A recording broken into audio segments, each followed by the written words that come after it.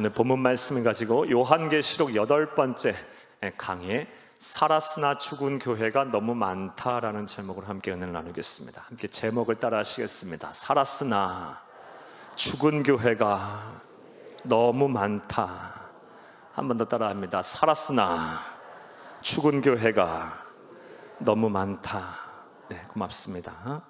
사랑하는 여러분, 교회의 주인이 되시며 교회의 보호자가 되시는 우리 구주 예수 그리스도님께서 일찍이 소아시아의 7교회에게 행하신 계시의 말씀을 우리가 지금 살펴보고 있습니다. 이 소아시아 7교회에게 행하신 계시의 말씀은 비단 1세기 이 소아시아에 있었던 7교회에게만 주신 말씀이 아니라 예수님이 이 세상에 다시 오실 때까지 이 지상에 존재하는 모든 교회에게 하신 말씀입니다. 그리고 우리는 이미 4개의 교회에 대해서 주신 말씀에 대해서 이미 살펴보았습니다. 에베소 교회에게 하신 말씀을 보았고, 서머나 교회, 버가모 교회, 두아디라 교회에게 하신 말씀을 우리가 살펴보고 은혜를 나눴습니다. 그리고 오늘은 5번째 교회인 이 사대 교회에 대해서 살펴보면서, 사대 교회에게 주신 말씀에 대해서 살펴보면서 우리가 은혜를 나누겠습니다. 그의 시간이 되기를 간절히 주의 이름으로 축복합니다. 오늘도 한 절 한 절 읽어가면서 하나님께서 우리에게 주시는 영적인 교훈과 또 은혜를 발견하고 또 찾겠습니다. 사랑하는 여러분, 요한계시록 3장 1절을 우리가 함께 읽겠습니다. 3장 1절입니다. 사대 교회의 사자에게 편지하라. 하나님의 7영과 7별을 가지신 이가 이르시되 내가 네 행위를 아노니 내가 살았다 하는 이름은 가졌으나 죽은 자로다. 아멘. 1절 말씀에 보면 이 사대 교회에게 편지하라 라고 우리 구주 예수님께서 말씀을 하셨습니다. 우리 구주 예수님이 그런데 어떻게 묘사가 되어 있습니까? 하나님의 7영과 7별을 가지신 이로 이렇게 상징적으로 묘사가 되어 있습니다. 하나님의 7영, 무엇을 말한다 말씀드렸습니까? 일찍이 요한계시록 1장과 또 2장 말씀을 드리면서 이 7영은 성령 하나님을 상징한다라고 말씀을 드렸습니다. 성령 하나님이 7분이 계시다는 뜻이 아니고, 7이라는 뜻은 하나님의 수, 완전한 수, 충색에 충만한 완전한 이런 뜻을 상징하는 숫자라고 말씀을 드렸습니다. 그러니까 성령 하나님은 안 계시는 곳이 없이, 안 계시는 시간이 없이, 안 계시는 장소가 없이 어디나 다 충만하게 임하는 영이십니다. 그렇게 충만하게 시간과 공간 속에 존재하시는 성령 하나님과 또 7별을 가지시니, 여기서 7별은 교회의 영적인 지도자들을 상징한다고 말씀을 드렸습니다. 예수님께서는 성령 하나님이십니다. 안 계시는 시간이 없고 안 계시는 장소가 없으신, 어디에나 계시는 우리 영존하신 성령 하나님, 다 예수님이시죠. 그 예수님은 무엇을 가지고 계십니까? 7별 영적인 지도자들, 교회의 영적인 지도자들을 붙잡고 세우고 계시는 분이다라고 우리 3장 1절에서 묘사를 하고 있습니다. 이러한 내용으로 볼 때 우리는 교회에 하나님께서 세운 영적인 지도자들을 잘 우리가 그들의 권위에, 영적인 권위에 이제 복종을 잘 해야 합니다. 왜냐? 성령 하나님, 또 예수 그리스도께서 영적인 지도자들을 세웠기 때문에요. 또 반대로 또 영적인 지도자들은 그러하기에 더 겸손해야겠죠. 더 겸허하게, 정직하게, 진실되게 이 성도님들을 잘 섬기고 사역을 감당을 해야 할 줄로 믿습니다. 하나님께서 세우셨기 때문에, 하나님께서 또 이 영적인 권위를 부여하셨기 때문에 이 사람이 부여한 권위도 우리가 귀하게 여기고, 그 사람이 부여한 권위에도 책임을 다해야 할 텐데, 전지전능하신 하나님께서 이 부여한 권위이기 때문에 이 영적인 권위 앞에 늘 두렵고 떨리는 마음으로 이 영적인 지도자들은 사역을 잘 감당해야 합니다. 늘 겸손해야 하고, 그리고 하나님의 뜻을 늘 구해야 합니다. 사람의 뜻을, 사람을 기쁘시게 하는 것이 아니고 하나님을 기쁘시게 하기 위해서 늘 하나님의 뜻을 구하며 하나님의 주신 이 영적인 권위를 잘 받아 부여받았으니 이 책임을 다하는 삶을 영적인 지도자들은 겸손하게 살아야 할 것입니다. 사랑하는 여러분, 이렇게 예수님은 성령님이신 동시에 교회의 영적인 지도자들을 세우신 분이십니다. 그런 분께서 4대 교회에게 편지를 하라고 사도 요한스님에게 계시를 하고 있습니다. 자, 그렇다면 오늘 먼저 첫 번째로 이 4대 교회가 위치해 있었던 4대라는 도시는 어떤 도시였을까요? 그리고 이 4대라는 도시에 위치해 있었던 4대 교회는 이 요한계시록이 쓰일 당시 1세기 말에 어떠한 평가를 받고 있었을까요? 먼저 4대라는 도시에 대해서 여러분에게 설명을 해드리겠습니다. 우리 지도를 함께 보겠습니다. 여러분, 이 지도를 보시면요, 저 소아시아는 오늘날 터키입니다. 그리고 바다를 건너게 되면 그리스가 있죠. 첫 번째 에베소 교회에 대해서 우리가 살펴보았고, 그 다음에 그 위쪽으로 서머나 교회에 대해서 살펴보았습니다. 그리고 버가모 교회에 대해서 살펴보았고, 말씀해 주신 걸 봤고, 두아디라 교회에 대해서 살펴보았고, 이제 두아디라라는 도시에서 남동쪽으로 약 45km 밑으로 내려오는 이 사대라는 도시에 위치한 4대 교회에 대해서 오늘 살펴보며 은혜를 나누겠습니다. 이 사대라는 도시는 오늘날 터키의 사르디스라는 도시입니다. 이 사르디스라는 도시인데, 이 사대라는 도시는 아주 유서가 깊은 아주 오래된 도시입니다. 일찍이 지금으로부터 약 3,500년 전, 그리고 약 3,000년 전에 있었던 이 소아시아에 있었던 리디아 왕국, 루디아 왕국이라기도 하고, 리디아 왕국의 수도가 어디였냐? 바로 이 사대였어요. 사대. 그리고 이 리디아 왕국의 전성기는 주전 약 6세기에서 7세기, 그러니까 예수님 오시기 약 600년에서 700년 전에 이 리디아 왕국이 전성기였어요. 그래서 소아시아 대부분을 차지하고 있었고, 그 수도가 어디였다? 사대였습니다. 사대. 과거에 아주 찬란한 영광을 가지고 있었던 지역이었어요. 그리고 이 사대가 유명한 이유가 뭐냐? 여기 이 사대 앞에 여러분 투몰로스라는 강이 있는데, 여기서 뭐가 많이 나왔냐면 금이 많이 나왔어요. 사금이, 금이. 큰 금맥이 있던 지역이었어요. 그리고 대표적인 금 산취지였어요. 그러다 보니 얼마나 부유했겠습니까? 기록에 의하면 인류 최초로 이 금화, 금으로 화폐를 만든, 금으로 동전을 만든 나라가 이 리디아라는 왕국이고, 그 중심 도시가 바로, 수도가 바로 사대였다라고 기록이 남아 있어요. 금이 막 넘쳐나니까 금으로 동전을 만든 그런 나라이고, 그 나라의 수도가 바로 사대였습니다. 이 사대가 또 천혜의 요새입니다.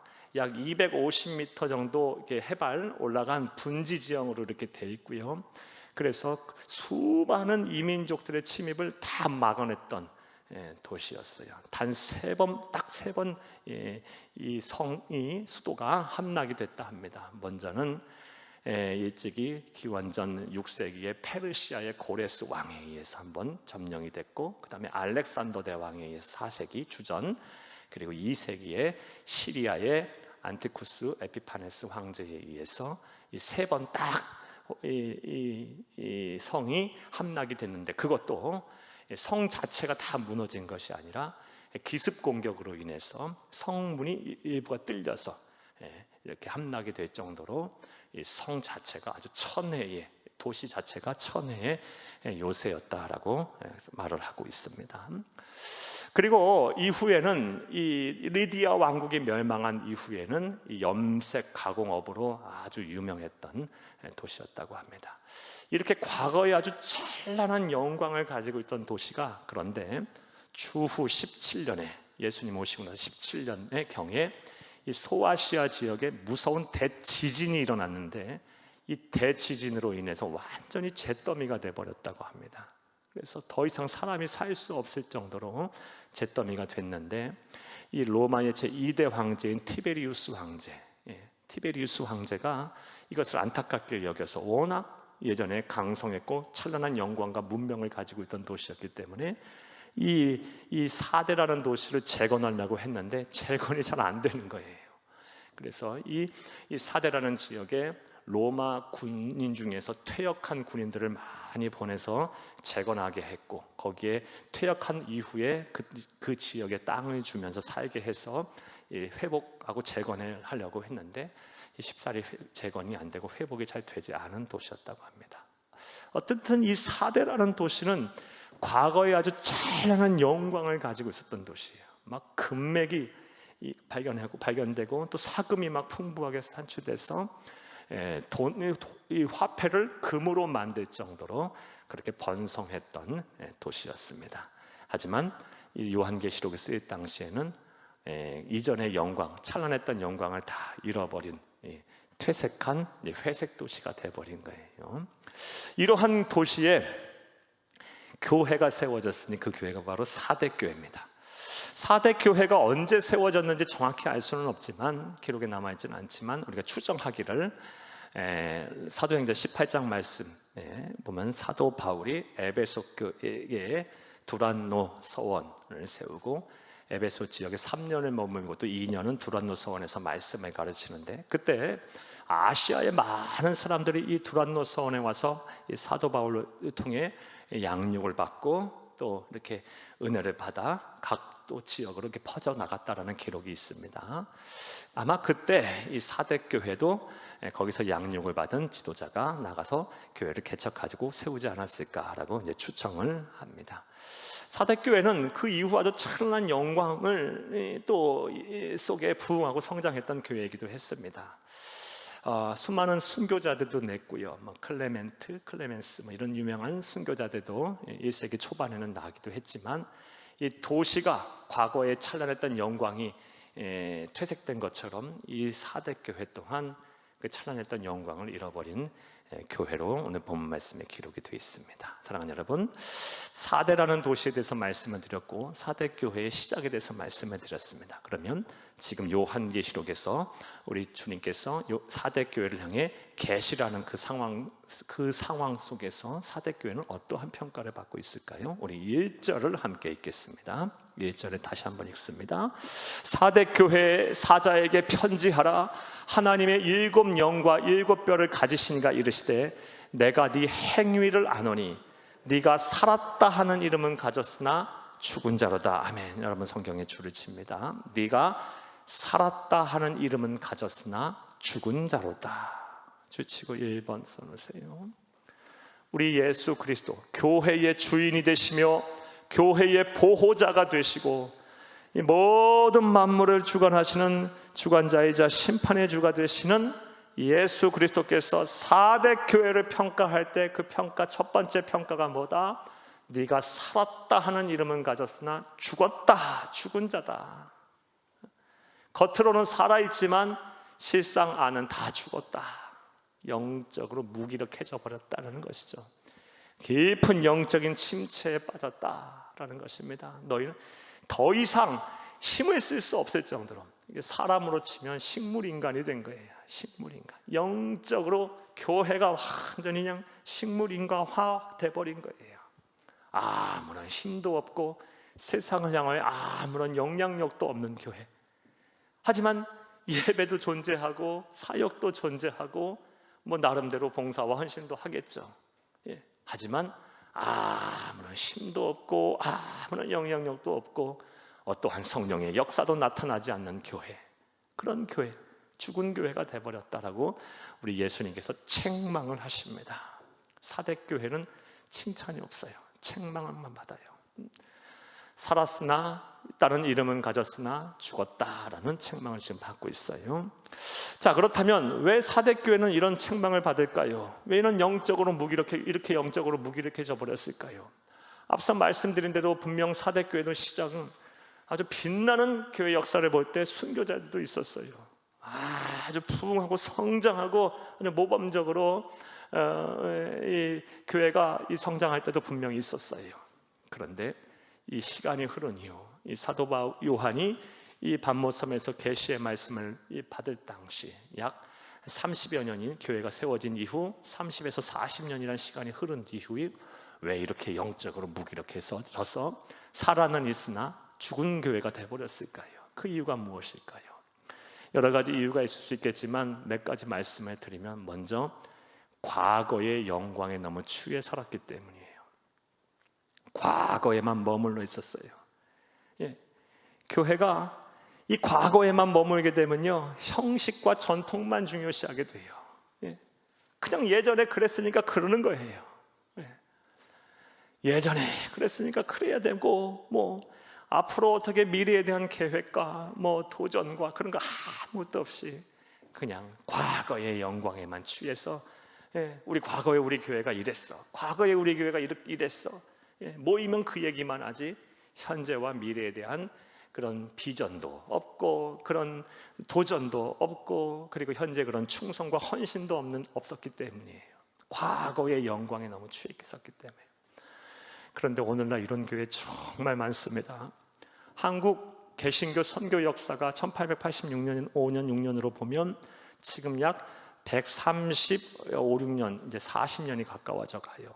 이게 100년이 넘어가면서 살아는 있으나 죽은 교회들이 얼마나 많은지 몰라요. 60년대, 70년대, 80년대 부흥의 시대를 겪으면서 과거 막 예배당에 성도들이 넘쳐나고 기도 소리가 끊이지 않고 전도와 막 구제와 선교의 열정을 식지 않았던 교회들이, 막 그랬던 교회들이 지금 잠자고 있고 이미 살았으나 죽어간 교회들이 얼마나 많은지 몰라요. 예배당이 텅텅 비고 막 교회 학교에, 현재 우리나라에 앞으로 여러분 2030년이 되면 교회 학교, 현재 우리나라의 교회 학교, 유아 어린이 청소년의 교회의 학교가 80%의 한국에 있는 교회들이 교회 학교가 운영이 안 되고 사라질 거라고 지금 추산하고 있어요. 야, 여러분, 지금 이미 시작됐고요. 이렇게 살아는 있으나 죽은 교회들이 이 땅에 얼마나 많은지 몰라요. 우리 교회 그런 교회에 대해서는 안 될 줄로 믿습니다. 사랑하는 여러분, 과거의 영광에만 취해 있으면 안 돼요. 성도 개인도 마찬가지예요. 과거의 성령 충만, 지금 성령 충만하면 아무 의미 없는 겁니다. 그게 무슨 소용이 있어요? 과거에 기도 많이 했는데 지금 기도 못한다. 과거에 전도하고 열심히 했는데 지금 아무는 냉랭해졌다. 사랑하는 여러분, 그게 은혜일까요? 그게 과연 축복일까요? 아니죠. 절대 그래서는 안 되는 거예요. 과거의 영광에 취해 있었기 때문에, 이 도시도 과거의 영광에만 취해 있었기 때문에 이렇게 회색 도시가 되고 이렇게 이 찬란했던 문명을 잃어버렸던 것처럼 교회 또한 그래 버린 거예요. 그래서 이런 살아는 있으나 죽었다라는 책망을 받았던 것입니다. 또 이 사대교회가 이렇게 살아는 있으나 죽었다라는 이런 책망을 받은 근본적인 또 이유는 뭘까요? 평안함에 취해 있었기 때문에 그래요. 평안함에. 사대교회는 앞서 우리가 살펴본 에베소, 그리고 버가모, 서머나 두아디라 교회에 비해 이단들의 공격을 적게 받았어요. 니골라당이나 이세벨의 무리들, 이런 영지주의자들을 비롯한 여러 이단들에 대한 공격을 그리 많이 받지 않았어요. 거기에다 더불어서 이 외부의 핍박 또한 그리 많이 받지 않았어요. 에베소, 두아디라, 소머나 버가모는 막 순교의 피를 흘려고 막 그럴 때, 이 사대 지역에 있는 교회는 그런 어려움을 그렇게 많이 받지 않았어요. 물론 핍박이 왜 없었겠어요. 일부 순교자도 내고 했어요. 하지만 다른 교회에 비해 때 평안했어요. 평안함에 취해 있다 보니까 거기에 젖어버린 거예요. 이런 것 점으로 볼 때 성도에게 있어, 주의 몸된 교회에게 있어 평안함은 복이 아니라 독이 될 수 있다는 생각도 듭니다. 사랑하는 여러분, 이건 근데 자명한 일인 것 같아요. 성도들이 언제 기도 많이 할까요? 언제 더 은혜 충만할까요? 언제 더 영혼이 살아있을까요? 영혼이 살아있고 기도하면 행복하거든요. 기쁨이 있거든요. 언제 더 사명 잘 감당할까요? 언제 더 예수님처럼 예수님을 더 많이 닮을까요?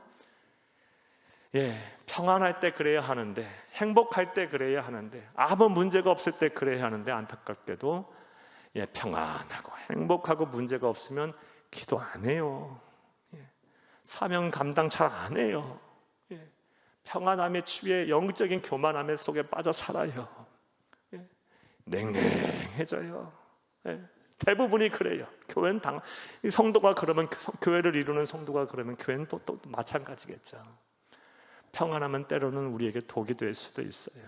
예, 여러분 지금 여러분 삶이 어떠십니까? 염려와 근심, 걱정이 없으십니까? 그러면 이럴 때일수록 더 마음을 잘 다스리고 하나님 주신 신앙의 자리, 삶의 자리, 가정의 자리, 교회 자리를 잘 지켜야 할 줄로 믿습니다. 여러분 하나님이 주시는 평안함, 그 평안함은 은혜로 받으면 되는 거고요, 그거와 별개로 내가 해야 될 사명과 신앙은 있는 거예요. 지켜야 할 신앙은. 이 신앙과 사명의 자리를 잘 지키는 여러분 되기를 바랍니다. 할렐루야. 평안함에 취해서 그랬어요. 평안함에 취해. 이 평안함에 취해 있다 보니까 자연적으로 이 도전을 안 하겠죠. 예, 도전을 안 해요. 끊임없이 자신을 개발하고 도전하고, 그리고 지켜야 할 것을 반드시 지키고 사명을 감당해야 하는데 교회가 그러지 않은 거예요. 그냥 그 자리에 머물러 있었던 거예요. 목회자도 그러고 성도들도 그렇고. 오늘 한국교회 그런 교회들 많아요. 아니 한국교회뿐만 아니라 세계교회가 그런 교회 참 많습니다. 막 처음에 막 불같이 성장했던, 그렇게 막 타올랐던 교회, 그 열정이 있었던 목회자들이 어느 정도 교회가 이제 수준에 오르게 되고 이 어느 정도 양적인 부흥에 이르게 되면 다 거기까지만 해버리고 전도 안 해요. 왜? 전도하라 그러면 귀찮거든요. 선교 안 해요. 왜요? 그게 역시 귀찮고 힘들거든요. 예, 그리고 교회에 뭐 예배를 이렇게 더 새롭게 하고 더 막 이렇게 하나님 주신 사명 감당하기 위해서 더 열심히 안 해요. 기도하지 않아요. 사랑을 베풀고 온정 베풀지 않아요. 예, 오히려 딴 길로 가요. 막 정치질이나 하고 아니면 뭐 다른 쪽으로 관심이 기울어져 교회가 이상한 길로 가버려요. 그리고 성도들 안에서는 또 여러 가지 이제 세상, 교회 안에서 이제 막 세상적인 그런 기쁨을 찾으려고 해요. 교회 안에 여러 뭐 스포츠 동아리도 막 생겨 나가고, 물론 그거 하지 말라는 것이 아니에요. 해야 할 것을 하면서 해야지. 그게 주가 되면 안 돼요. 막 그런 것들이 막 생기고, 예배하고 전도하고 사명 감당하라면 안 모이는데 그거 하라면 기가 막히게 막 모이고, 그런 교회들은 얼마나 많은지 몰라요. 왜 교회가 존재해야 하는지 우리는 그 물음에 대한 답을 분명히 갖고 있어야 돼요. 영혼 구원에 최선을 다해야 돼요. 교회, 우리는 한 영혼이라도 구원하기 위해서 최선을 다해야 하는 거, 예수 오실 때까지. 교회가 성장해도 거기서 끝나는 게 어디 있어요? 만족이라는 게 어디 있어요? 만족은 하나님이 하시는 거고 우리는 주신 사명을 감당하면 되는 거예요. 예수 오실 때까지 열심히 사명 감당하다가 하나님께서 한 영혼을 구원하게 하셨으면 그거에 또 만족하는 거고, 100만 명의 영혼, 1000명의 영혼, 10,000명의 영혼을 구원케 하셨으면, 수십만 명의 영혼을 구원케 하셨으면 그 은혜로 받아들이는 되는 거고요. 주시는 것은, 결실을 맺게 하시는 것은 하나님이신 것이고, 교회는 그 하나님의 은혜를 구하고 바라며 나의 최선을 다해서 사명 감당해야 합니다. 이 도전을 안 한 거예요. 현실에 만족해버린 거예요. 이만하면 됐다. 저도 종종 그런 유혹이 찾아와요. 이만하면 됐지. 그런데 그런 마음 갖고 또 기도하면 하나님께서 얼마나 제 마음을 막 꾸짖고 막 저의 마음을 아프게 하는지 몰라요. 그렇죠. 목사가 잠자면 그 순간부터, 담임 목사가 잠자는 그 순간부터 교회는 잠들게 돼 있어요. 뭐 불에 보듯 뻔해요. 이건 뭐 담임 목사뿐만이 아니에요. 구역장도 마찬가지예요. 구역장이 잠자는 순간 그 구역 엉망되는 거예요. 기관장이 그러면 다 크게 하는 거고, 교구장이 그러면 그런 거고요, 교사가 그러면 그 반 다 엉망되는 거고요. 사랑하는 여러분, 하나님께서 우리에게 사명을 주셨으면요, 그 사명은 끝까지 감당하는 거예요. 최선을 다해서 감당하는 거예요. 그리고 그 결과는 하나님 앞에 맡기는 거고, 하나님 주신 것을 감사하면 되는 거예요. 이 교회, 이 4대 교회는요, 현실에 안주해 버렸어요.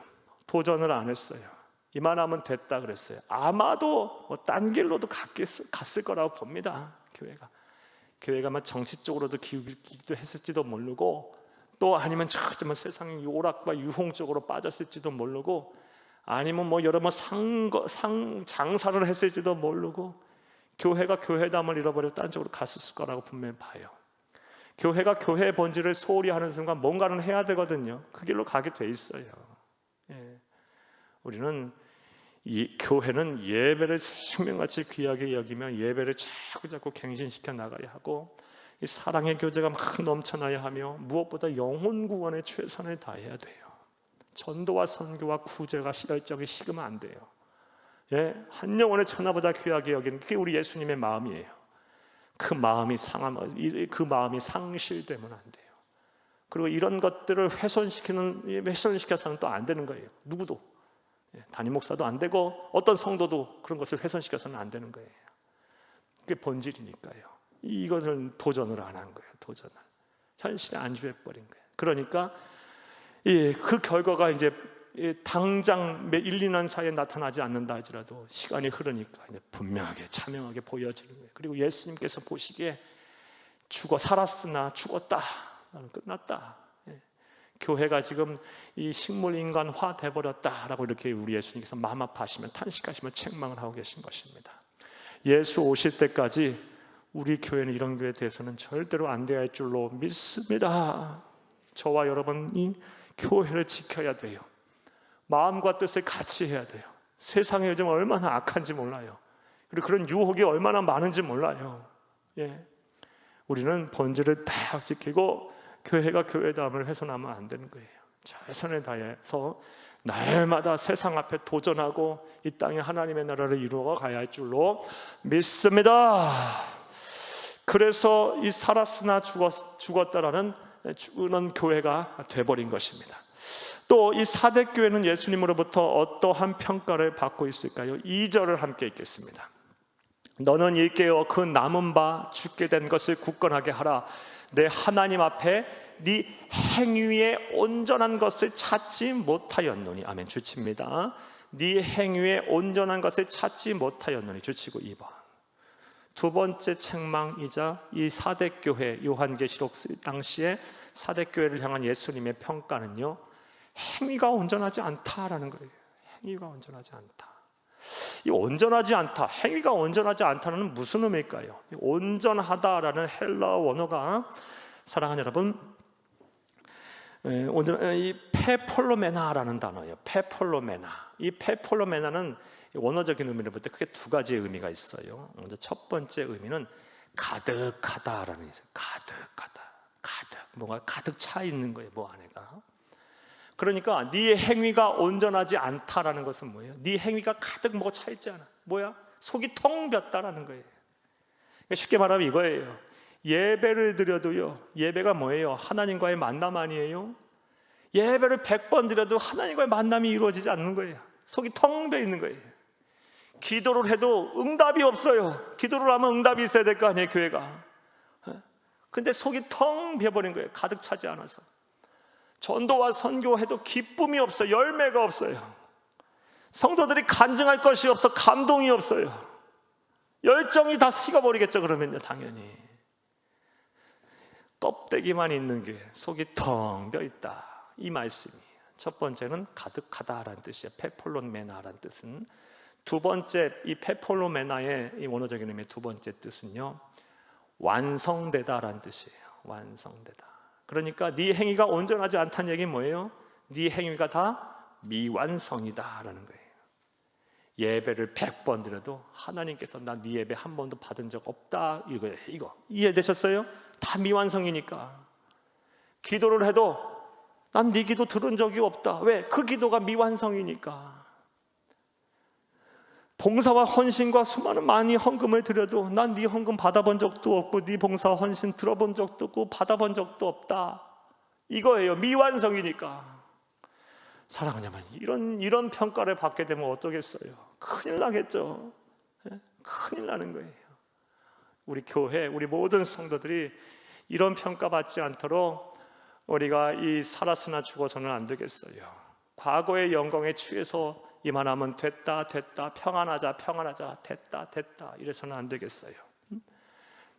교회가 교회다움을 위해 늘 고민하고 영혼을 구원하는 일에 소홀히 하지 말아야 하고, 예수님의 마음을 우리의 마음으로 품고 예수님의 심장이 우리의 심장이 돼서 이 한 영혼이라도 구원하게 최선을 다해야 할 줄로 믿습니다.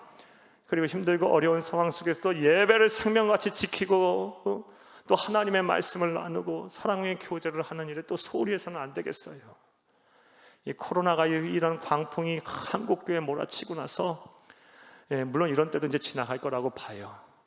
많은 성도들이 교회를 떠날 거예요. 핑계거리가 좋잖아요. 나중 코로나 끝나고도 이제 예전 같으면 몸 아프셔도 교회 오실 거예요. 조금 편찮으셔도.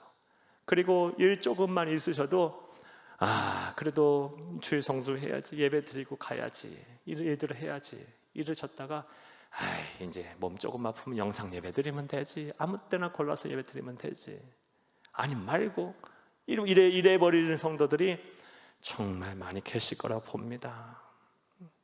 그것이 걱정이 되는 거예요. 한 영혼이 천하보다 귀한데 그 영혼의 이 믿음의 상태가 그렇게 타락할 것 같아서, 아니 이미 시작돼서 걱정이에요. 사랑하는 여러분, 우린 예수 오실 때까지 우리의 믿음을 잘 지키고 교회가 교회다움을 잘 유지해야 할 줄로 믿습니다. 만약 그렇지 않는다면 너의 모든 행위가 다 미완성이다, 이런 평가 들으면 어떻게 해요? 난 너의 예배 받아본 적도 없고 너의 봉사와 헌신과 너의 헌금과 너의 기도 들어본 적도 본 적도 받아본 적도 없다, 다 미완성이다. 이런 사대교회 성도들에게 행하셨던, 교회에게 행하셨던 이런 평가가 우리 교회에 대해서는 절대 안 되어야 될 줄로 믿습니다. 사랑하는 여러분, 이 사대교회는요 이렇게 두 가지의 책망을 들었어요. 살았으나 죽었다. 참 처참합니다. 참 비참합니다. 살았으나 죽었다. 그리고 또 하나의 평가는 너의 행위가 온전하지 않다. 빈 껍데기밖에 없다. 다 빈 껍데기다. 그리고 다 미완성이다. 이런 평가를 들었어요. 자, 그런데 이제 3절, 2절 이하, 또 2절, 3절 이하에 오늘 말씀에 보게 되면 예수님께서는요, 교회의 주인이시고 교회의 보호자가 되신 예수님께서는 이런 평가, 이런 박한 평가를 내리시면서도 이 사대교회를 포기하지 않으세요. 여러분, 살았으나 죽었다, 이제 끝났다 아니에요. 식물인간화 됐어요. 끝났다, 넌 끝났다 이거예요. 그리고 너의 행위 다 미완성이다, 온전하지 않다, 다 빈 껍데기다, 이렇게 막 무섭게 책망하시고 나서 사대교회를 또 포기하지 않고 처방전을 내리세요. 처방전. 이러한 예수님의 모습을 보면서 우리 깨달아야 될 교훈이 있어요. 예수님은 절대로 교회를 포기하지 않습니다. 교회를 포기하지 않는다는 말은 성도를 버리지 않는다는 얘기예요. 교회는 성도가 이루어져서 교회가 되는 거니까. 다시 말하면 저와 여러분을 안 버린다는 거예요. 안 포기한다는 거예요. 그러니까 여러분들도 여러분의 삶을 포기하면 안 돼요. 병들었다고 해서 포기하면 안 되고, 지금 삶이 막 경제적으로 생활고 때문에 힘들다고 해서 막 낙심하고 좌절하고 대대로 되라 그러면서 막 이렇게 살아도 안 되고, 막 가정이 막 불화가 있고 힘들고 어려서 막 고통스러워 할 때 그래요. 그래서 난 몰라 이제 몰라 막 이러면서 막 삶을 놔도 안 되고 체념 속에 막 살아서도 안 되고. 왜요? 하나님이 포기하지 아니하시는데 우리가 포기할 권리가 없어요. 사랑하는 여러분, 하나님은 우리를 안 버려요. 교회를 안 버리시고 성도를 안 버리세요. 하나님의 백성들 안 버리십니다. 이런 것을 우리가 분명히 알아야 할 줄로 믿습니다. 자, 이제 하나님의 처방전 보겠어요. 살았으나 죽었다라는 이런 책망을 하셨고 너희 행위가 온전하지 않다, 이런 하나님의 처방전, 먼저 2절을 함께 읽겠습니다. 2절입니다. 너는 일깨어, 여기까지만 봐요. 너는 일깨어. 일깨어라. 일깨어라가 뭐예요? 깨어나라 라는 거예요. 깨어나라. 하나님이 주신 첫 번째 처방전은 깨어나라는 거예요. 영적인 무기력에서 깨어나라. 현실 안주에서 깨어나라. 나태함에서 깨어나라. 깨어나라. 너의 모든 행위의 미완성에서 깨어나라. 껍데기뿐이밖에 존재하지 않는 형식적인 신앙에서 깨어나라. 열정이 사그라들고 그냥 어찌할 수 몰라서 어쩔 수 없이 그냥 신앙생활하는 그런 이 참담한 냉랭한 이런 형식주의에서 깨어나라 라고 하나님 우리에게 요구하고 계세요. 요구 계세요. 깨어나야 할 줄로 믿습니다. 그런데 이 깨어나려면요, 참 먼저 이 성도들이 깨어나려면, 영적인 침체, 이런 영적인 무기력에서 깨어나려면 교회는 더 마찬가지고 먼저 자신들이 이러한 문제가 있음을 인식할 줄 알아야 돼요. 그러니까 깨어나겠죠. 인식조차도 안 하는데 뭘 깨어나겠어요. 종종 이런 성도님 볼 때마다, 또 이런 말씀을 들을 때마다 막 제 속이 터져요. 어떤 성도냐, 막 냉랭해졌어요. 기도도 안 하세요. 그리고 예배도 막 엉망이세요. 그리고 하나님 앞에 그 헌금 드리던 그 감사를 표현하시던 그것도 싹 사라져 버렸어요. 그런데 이 들리는 얘기가 이런 말씀들을 하신대요. 우리 전사님들이 가서, 또 우리 성도님들이 가서 권면하면요, 내 신앙은 아무 문제 없어요. 나는 아무렇지도 않아요. 내 믿음 괜찮아요. 왜 와서 이렇게 권면을 하고 그래요? 왜 그러냐고요. 오히려 막 성질을 내고 화를 내고 그 권면을 안 받아들이고, 내가 지금 어떤 상태인지 인식을 하기를 거부하는 거예요. 뭐 인식을 해야 깨어나죠. 지금 겨우 영적으로 볼 땐 산소호흡기 달고 있는데, 우리 예수님 보시기에 살았으나 죽었다가 너는 그런 평가를 지금 내리고 계시는데, 본인은 정작 아무 문제 없다 그래요. 아무 문제 없다고. 드러나는 모든 겉으로 드러나는 지표만 봐도, 모습만 봐도, 언행만 봐도, 신앙의 모습만 봐도 다 이미 산소호흡기, 영적으로 산소호흡기 달고 있는 상태인데, 문제를 인식하지 않은 성도들이 많아요. 그런 성도님들 이야기를 들으면 막 우라통이 터지고 막 속이 막 뒤집어져요. 너무 아파요. 사랑하는 여러분, 깨어나야 돼요. 영적인 무기력 속에 계신 분들, 또 그런 교회는 깨어나야 할 줄로 믿습니다. 먼저 자기 자신의 문제를 좀 인식하세요. 자, 그러면 깨어나라는 말은 어떻게 하라는 것일까요? 여러 가지 이야기할 수 있겠어요. 근데 예수님이 이 말씀에 대해서 우리에게 얘기를 해주셨어요. 마태복음 25장 1절에서 13절 말씀에 보면 예수님께서 천국은 기름을 준비한 열처녀와 같다, 처녀와 같다라고 말씀을 하셨으면, 열처녀 비유, 우리가 잘 아는 말씀이죠. 예수님은 이제 신랑으로 비유를 하고 표현을 하고, 10명의 처녀들은 우리 성도들을 가리켜요. 지혜로운 성도 5은 등불에 기름을 딱 준비를 했어요. 근데 미련한 이 처녀 5은 등불에 기름을 준비 안 했어요. 그런데 호련히 밤에 신랑들이 왔어요. 그때 기름을 없으니까 신랑을 맞이할 수가 없는 거예요. 그 기름을 사러 간 사이에 이 기름을 준비한 지혜로운 처녀들과 그 신랑은 다 들어가고 문은 꽉 닫혀버렸어요. 그러면 천국은 이와 같다 말씀하셨어요. 깨어있는다는 게 뭐나? 준비하라라는 거예요. 준비하라. 뭘 준비해요? 예수 오실 것을 준비하고, 또 베드로전서 5장 8절 말씀에 보면 근신하여 깨어라, 너희 대적 마귀가 사자와 같이 두루 다니며 삼킬 자를 찾는다 그랬어요. 이런 영적인 사탄 마귀의 공격 앞에 늘 준비해야 돼요. 영적인 무장을 하며 준비를 해야 되죠. 그리고 또 뭘 준비해야 돼요? 우리 예수님께서 쓰시겠다 할 때, 성령 하나님께서 쓰시고자 할 때, 내 삶, 내 재물, 내 건강, 내 시간, 내 모든 것을 아낌없이 드릴 수 있도록 그것도 준비를 해야겠지. 이게 깨어있는 거예요, 여러분. 또 깨어있다는 게 뭐예요? 하나님이 복을 주시려고 할 때, 그런 축복하시고 복을 주시려고 할 때 내가 준비가 안 돼 있으면 그 복이 내게 임하지 않겠죠. 그렇죠? 그러니까 이 복을 받기 위해서도 준비하고 있어야 돼요. 준비하고 있어야 돼요. 예수 오심을 준비하고, 이 사탄 마귀의 영적 전쟁을 승리하게 준비해야 하고, 주님께서 쓰시고자 할 때 아낌없이 내 삶을 드릴 수 있도록, 부족함 없이 주의 순결한 신부가 돼서 내 생명까지 드릴 수 있도록 준비해야 하고, 그리고 하나님께서 복을 주시려고 할 때 그 복이 내 복이 되도록 준비를 해야 할 줄로 믿습니다. 이게 깨어있는 거예요. 이해되셨습니까? 여러분 다 깨어있으시기를 간절히 주의 이름으로 축복합니다. 4대 교회를 향한 첫 번째 예수님의 처방전, 깨어나라, 깨어나라, wake up, 깨어나라. 자, 두 번째 우리 주님께서 내리신 처방전 보겠습니다. 2절을 다시 한번 읽겠습니다. 2절, 너는 일깨어 그 남은 바 죽게 된 것을 굳건하게 하라. 여기까지 읽겠어요. 먼저는 일깨어 깨어나라라고 말씀하셨고, 그 다음에 남은 바 죽게 된 것을 굳건하게 하라라고 말씀하셨어요. 이게 처방전이에요. 이게 무슨 얘기일까요? 남아있는, 이미 죽어가고 있는 것을 굳건하게 하랍니다. 이게 무슨 얘기냐? 이 사대교회는 예배가 막 죽어가고 있어요, 이미. 그리고 전도와 선교가 다 죽어가고 있어요. 껍데기밖에 없어요. 미완성처럼 보여요. 그리고 막 교제가 그래요.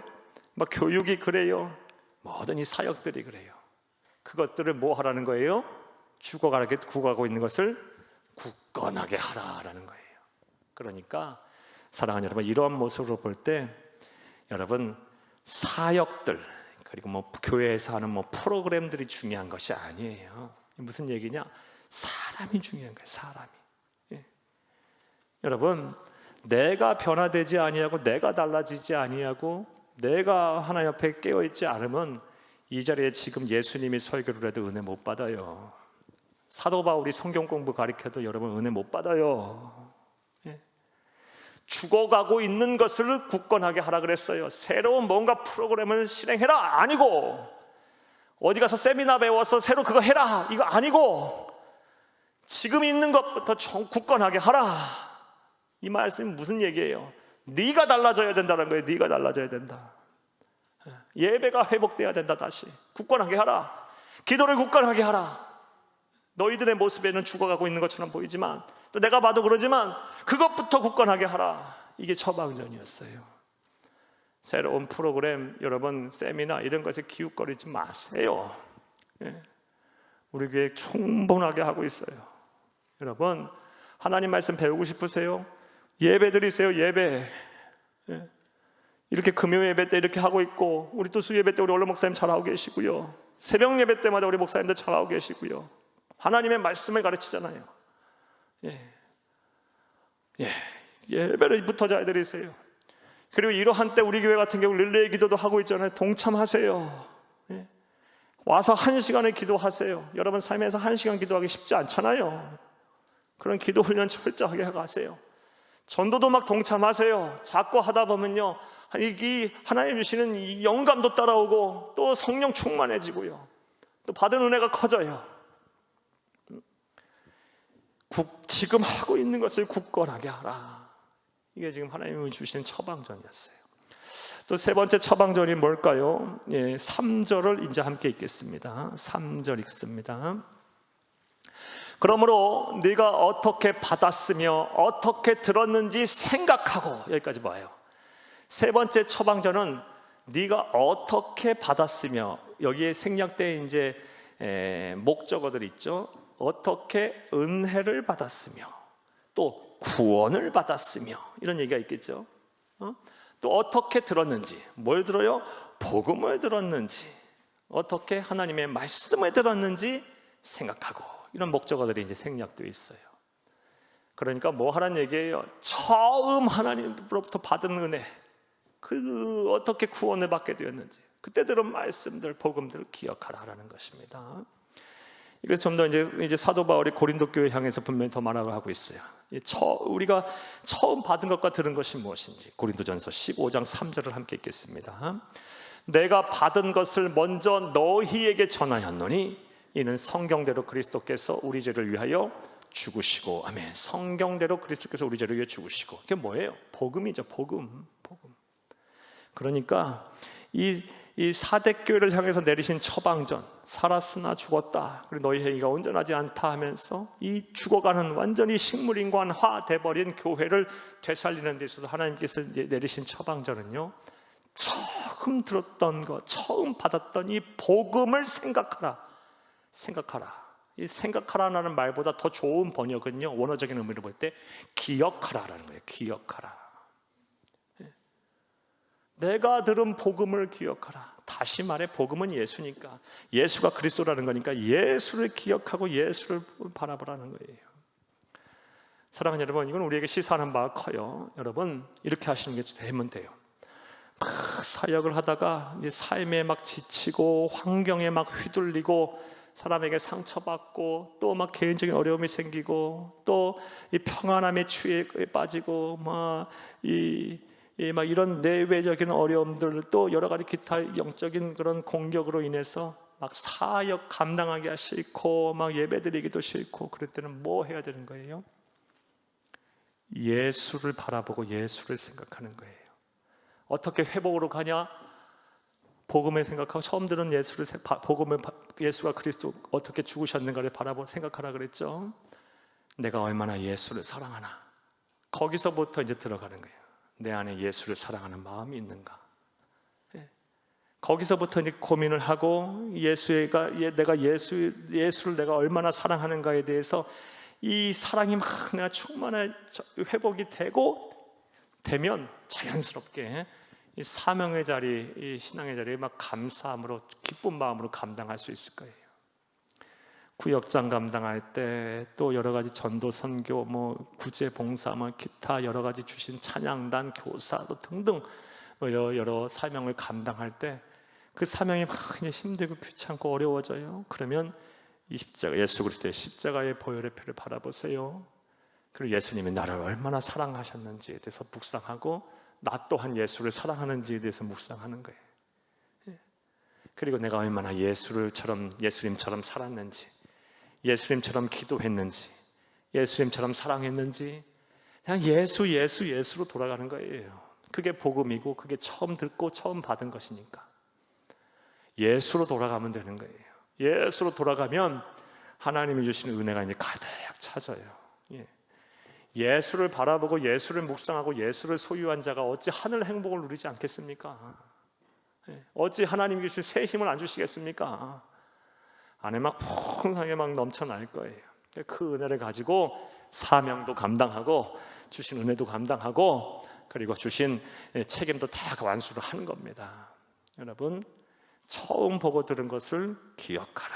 이게 사대교회에게 주신, 그리고 오늘 우리에게 주시는 말씀임을, 처방전임을 믿으시기를 간절히 주의 이름으로 축복합니다. 자, 첫 번째, 깨어나라. 두 번째, 죽게 된 것을 굳건하게 하라. 지금 하고 있는 것 살려놔라. 세 번째, 처음 받은 복음을 기억하라. 예수를 기억하라라는 말씀이에요. 네 번째 처방전 보겠습니다. 3절을 다시 한번 읽겠습니다. 그러므로 네가 어떻게 받았으며 어떻게 들었는지 생각하고 지켜 회개하라. 여러분, 지켜 회개하라. 이게 네 번째 처방전이에요. 그런데 평상시 우리의 상식과 조금 하나님의 말씀과는 좀 달라요.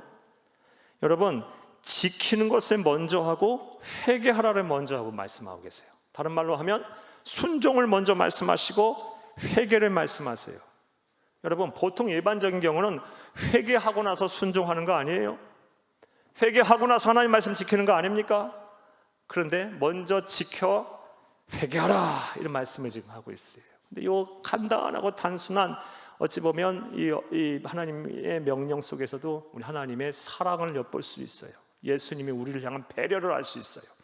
여러분, 이렇게 영적으로 완전히 그냥 사망의 단계까지, 그 근처까지 간 사람이 쉽게 회개할 수 있겠어요? 믿음이 생겨야 회개도 하고, 기쁨이 생겨야 회개도 하고, 마음에 감동도 있어야 회개하는 거 아니겠어요? 이 정도 된 사람은요, 이렇게 영적으로 완전히 침체된 사람은 쉽게 회개 못해요. 마음에 기쁨도 없고 감동도 없고 그러고 싶은 마음도 없을 거야 아마. 그런 사람으로 회개부터 하라 그랬다면 회개 못할 거예요. 그냥 말고 그냥 쓰러져 버릴 거예요. 하지만 지켜라, 이걸 먼저 말씀하셨어요. 억지로라도 그래 한번 해보자 이렇게 지키고 또 말씀에 순종하다 보면 어느샌가 또 믿음이 또 생기네.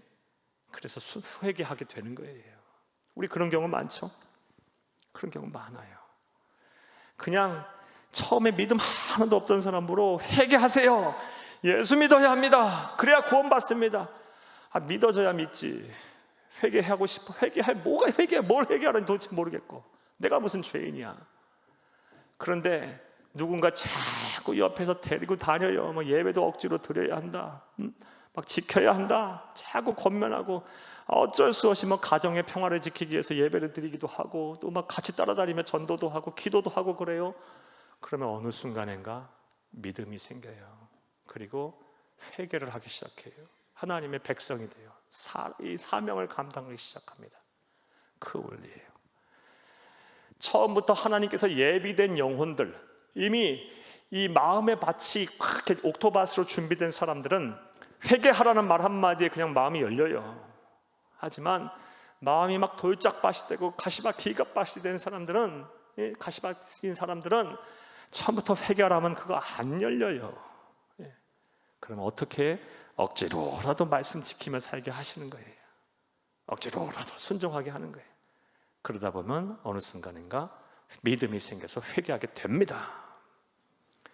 영적으로 이렇게 심각한 상태에, 아주 침체에 빠져 있는 사람들은 처음부터 회개하라면 못하겠죠. 예수님의 배려예요. 지켜 회개하라, 이 말씀을 하고 있어요. 네 번째 처방전은 지켜 회개하라는 것입니다. 자, 그런데 이 회개와 관련해서는 무서운 말씀을 또 하고 계시네요. 3절, 회개하지 않았을 때 어떠한 벌을 내리실 것인지 말씀 나오고 계십니다. 우리 3절 또 함께 다시 한번 읽겠습니다. 그러므로 네가 어떻게 받았으며 어떻게 들었는지 생각하고 지켜 회개하라. 만일 이 깨지 아니하면, 회개하지 아니하면, 깨어나지 아니하면 내가 도둑같이 이르리니 어느 때에 네가 이르는지 네가 알지 못하리라. 도둑같이 우리 주님께서 임하신다. 이게 뭔 얘기예요? 하나님의 심판의 날이 온다는 거예요. 언제 임할지 몰라요. 도둑같이 임하실 거예요. 이 심판의 날은 크게 두 가지로 생각할 수 있어요. 개인에 관련된 심판일 수도 있고 예수님의 재림을 얘기할 수도 있고요. 두 가지 다 해석이 가능한 내용입니다. 우리 예수님의 재림, 아버지 하나님만 아세요. 그날은 누구도 몰라요. 도둑같이 임하실 거예요. 언제 임하실지 몰라요. 또 개인의 심판도 언제 임할지 몰라요. 이걸 하나님이 아시는 거예요. 심판의 주관자 되시는. 회개하지 않으면 이러한 심판이 반드시 찾아올 것입니다. 그런 심판에 이르기 전에 여러분 빨리 회개하시고, 영적인 침체, 영적인 무기력, 살아있으나 죽은 자 같다, 너희 행위가 미완성이다, 온전하지 않다, 이런 책망 들으니 말씀에 마음이 지금 부닥치고 지금 마음이 힘드신 분들 계시다면 반드시 회개하고 깨어나시기를 간절히 주의 이름으로 축복합니다. 축복합니다. 자, 이제 4절부터 6절 말씀을 보겠어요. 4절에서 6절 말씀은, 자, 그런데 사대 교회 안에도 그런 대부분의 성도가 그래서 이 살아는 있으나 죽은 교회다라는 평가를 받는 이 사대 교회 안에도 그래도 몇 명은 또 영적인 순결을 지키고 있어요. 참, 이 성들을 하나님은 또 기억하고 계세요. 그래서 하나님이신 예수님께서 그들에게 복을 약속하십니다. 4절에서 6절을 함께 읽겠습니다. 그러나 사대에 그 옷을 더럽히지 아니한 자 몇 명이 내게 있어 흰옷을 입고 나와 함께 다니리니 그들은 합당한 자인 연고라. 아멘. 몇 명이 있답니다. 몇 명이 될지는 모르겠어요. 한 명인지 두 명인지 세 명인지 모르겠어요. 하지만 몇 명은요, 정말 소수겠죠. 끝까지 믿음을 지키며 아직도 그 안에 열정이 막 살아있고, 그리고 막 이 영혼을 사랑하는 마음이 살아있고, 현실에 안주하지 아니하고 막 마음에 불이 있는 거예요. 그리고 믿음 지키기 위해서 막 영적인 순결을 지키기 위해서 노력하고 있는 성도들이 있다는 거예요. 그 성도에게 첫 번째 복을 약속했는데, 흰옷을 입고 나와 함께 다니게 될 거다라고 약속하셨어요. 그리고 그것이 합당하다, 그럴 만하다라는 말씀이에요. 첫 번째 복 주쳐요. 흰옷을 입고 나와 함께 다닌다. 이게 무슨 말씀이에요? 흰옷은 거룩, 순결, 성결을 상징하죠. 흰옷을 입고 나와 함께 다닌다. 이게 뭔 얘기예요? 동행하신다, 동행하게 될 거다라는 말씀하셨는데, 하나님이 쓰시겠다는 거예요.